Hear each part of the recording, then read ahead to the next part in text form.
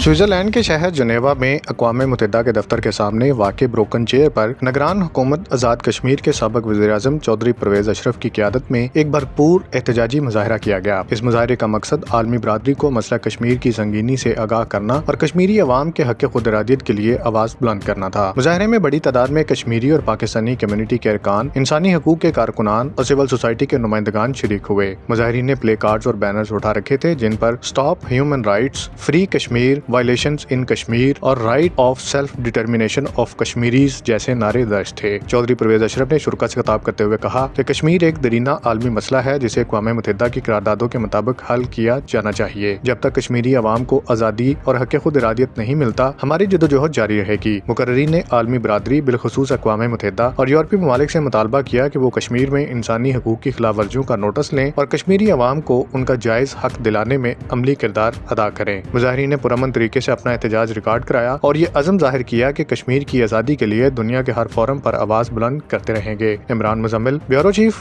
39 news HD, Switzerland.